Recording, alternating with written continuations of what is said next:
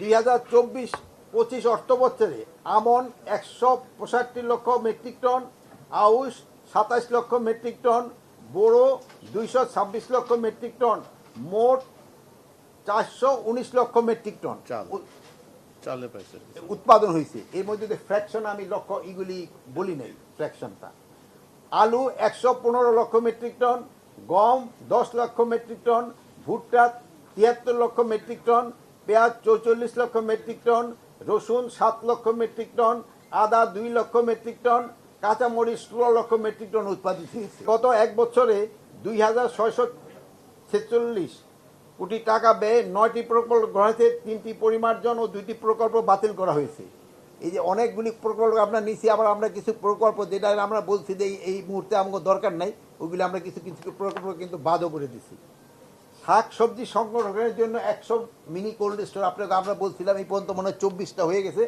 আমরা অক্টোবরের আগে আমরা মনে হয় 100 মিনি কোল্ড স্টোর হয়ে যাবে, এবং আরও আবার আমরা একটা নতুন একটা প্রজেক্ট নিচ্ছি শাক সবজি সংরক্ষণ করার জন্য।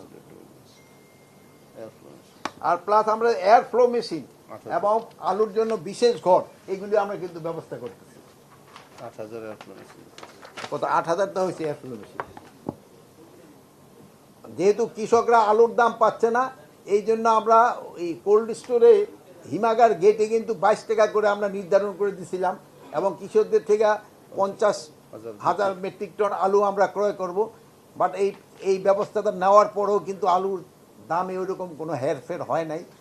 তো আমরা চাচ্ছি যে আলুর দামটা আরেকটু বাড়লে কৃষকরা কিছুটা উপকৃত হবে।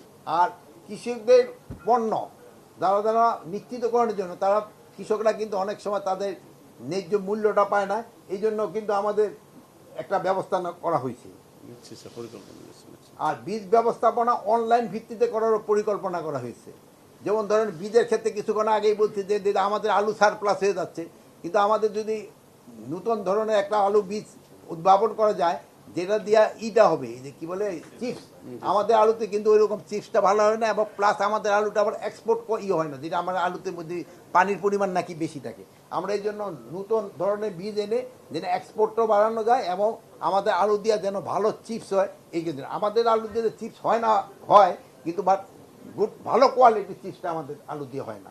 সারের কোনো দামই বাড়ানো হয় নাই, তবে সারের ক্ষেত্রে একটা সমস্যায় আমি কিছুক্ষণ আগেও বলছি, আপনার চিটাগাঙেও আপনি বলে আসছি, আমাদের দেশে যে আরাকান আর্মি আছে, আরাকান আর্মির থেকে আমাদের ইয়াবা আসে, ইয়াবার পরিবর্তে আমাদের দেশ থেকে চাল, সার, তারপরে আপনার এই যে ঔষধ, তারপরে আবার অন্যান্য প্রয়োজনীয় জিনিসপত্র চলে যায়।